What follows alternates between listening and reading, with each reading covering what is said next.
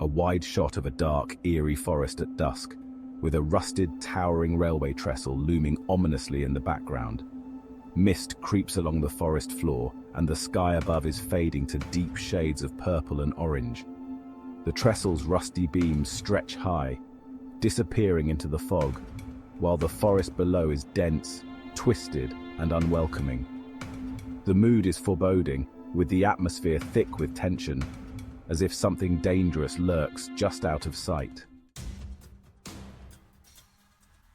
A close-up of an elderly man standing at the edge of a clearing, gazing fearfully at a distant construction site where workers are building the trestle. The man's face is deeply lined, his eyes wide with fear, and he clutches a worn-out jacket against the chilly air. In the distance, construction workers hammer and move about, unaware of the growing threat. The trestle rises ominously behind them, casting long shadows across the ground as the sun sets. The camera pans from Jonathan's anxious expression to the unfinished trestle, hinting at the darkness to come. A close-up of a severed foot lying on a bed of dead leaves and dirt in a dense, foggy forest. The foot is bloodied, mangled, and cut cleanly at the ankle as though by a sharp blade.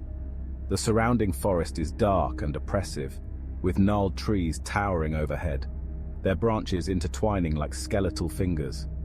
Shafts of moonlight break through the canopy, casting eerie patterns on the forest floor. The camera zooms out to reveal the search party in the distance, flashlights cutting through the mist as they scour the area, unaware of the gruesome discovery nearby. A group of construction workers gathered around a campfire at dusk, their faces illuminated by the flickering flames. They are tense and alert, whispering among themselves. In the background, shadows move unnaturally between the trees. A distorted bleating sound echoes through the woods, sending shivers down their spines. The camera zooms in on the workers' anxious expressions as they turn toward the direction of the sound, frozen in fear. The atmosphere is thick with dread, and the surrounding forest feels alive, as if something is watching from the darkness.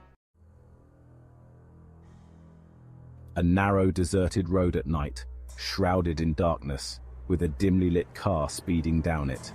The camera follows the car from behind, where a monstrous figure can be seen running on all fours, keeping pace with the vehicle. The creature's silhouette is distorted and unnatural, with long limbs that move in an unnervingly fluid motion. The car's headlights cut through the dark, revealing flashes of the monster's pale, twisted face. The camera shakes slightly as the car speeds faster, while the creature keeps pace effortlessly, never faltering. A dark, isolated stretch of road where a car sits abandoned in a ditch. Police cars with flashing lights illuminate the scene. The camera pans to the inside of the car, revealing blood smeared on the dashboard, seats, and windows. The interior is in disarray, but there are no signs of a crash. The camera focuses on two deep, horn-shaped dents on the side of the car. The scene is silent except for the distant hum of police radios. In the background, the trestle looms menacingly over the scene, shrouded in mist and shadow. A snowy, desolate landscape, with the Pope-lit trestle standing tall against the backdrop of a grey, overcast sky. A lone figure, barely visible through the falling snow, walks slowly across the trestle, their gait off-kilter and strange. The camera focuses on the figure's jerky, unnatural movements as they cross the old wooden beams. Suddenly, the sound of clopping hooves echoes, and the camera pans to reveal a monstrous, goat-like creature sprinting down the trestle.